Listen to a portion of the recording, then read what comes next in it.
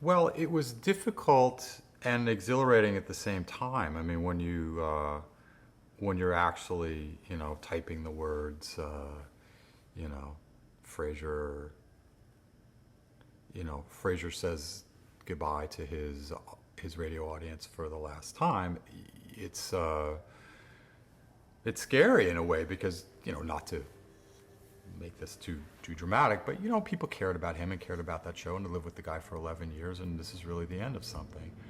Um, we wrote a sort of a farewell scene where he hugs each one of them, and you think, well, gosh, I mean, this is why people are going to tune in to see what it's like for Frasier to hug his brother Niles for the last time. How do you get that right? And so there was pressure in that.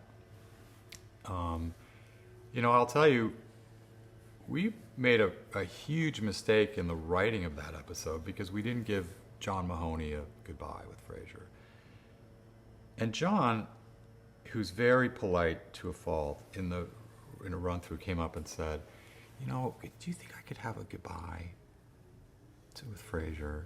I don't know why we didn't do this. It just makes perfect sense. Roz had said goodbye to him, and Niles did, and Daphne, and you know, and I guess they had a hug or something, but there wasn't really a moment. And we said, "Oh my God, of course," and it wound up being more what he doesn't say than what he says. But he just says thanks for for everything, and what he was really referring to is taking him in at all in the first place, which was perfect, and all the credit belongs to John because they played it beautifully. But anyway, it was very fun to write it because the first part of the show was very farcical and big. And we have a cast of thousands. Anthony LaPaglia, who played Daphne's brother, in several episodes came back, and he had two other brothers with him, Robbie Coltrane, and this big sort of rollicking guy that spoke in this language that you couldn't actually ever understand what he was saying.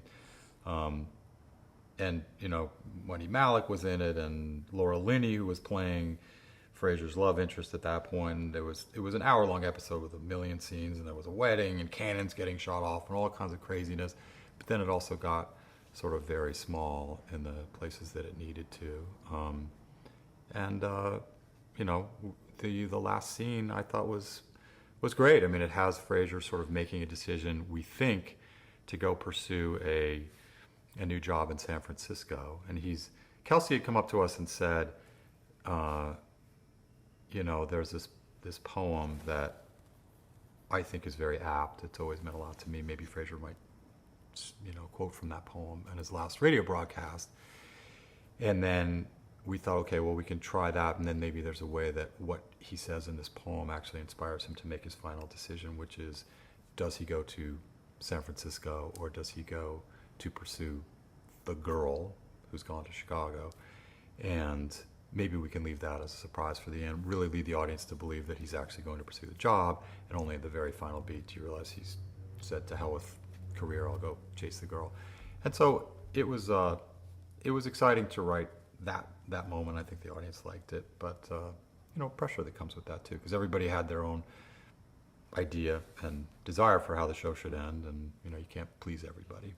Cheers had shot its final episode second to last because they didn't want a lot of the emotion of it's over to be sort of spilling into it. So we'll shoot that second to last, and then we'll just shoot a random episode that might be fifth to last, so that if the emotion of everybody facing the end mars it a little bit, it won't matter so much. We thought about that, but because it was an hour and we had all these guest people, we were sort of stuck with, we're going to shoot the last one last. And there was a lot of emotion. Man, there were tears at the table reading, and Kelsey had hired a photographer to kind of record the entire week, which he later turned into beautifully bound albums that he handed out to everyone. But the cast had announced about a month earlier that as a Christmas present to the entire company, they were taking everyone to Hawaii for 3 days. So there was less of a finality to it than there might have been, because they literally had jets hired and they booked an entire hotel in Hawaii, and 100 of us were going to go together. We filmed on Tuesday or Wednesday, and then we got together at the airport Friday and went to Hawaii for 4 days. So that kind of helped with it because we knew our goodbyes were going to take place later. But still, there were moments where everybody got kind of caught up, and then when we finally ended it, everybody sort of swelled onto the stage. But you could sort of see people going like, "Wow, they're going to tear the set down tomorrow," and this is really it. And certain people were sort of eyeing certain items on the set that might look good on their shelf at home, and I could actually show you Frasier and Niles' sherry glasses that sit on my shelf in the next room if you like. I copped that night. But it was emotional. I think that's a credit to how much pride we all took in the show and how much we loved those characters and the whole experience.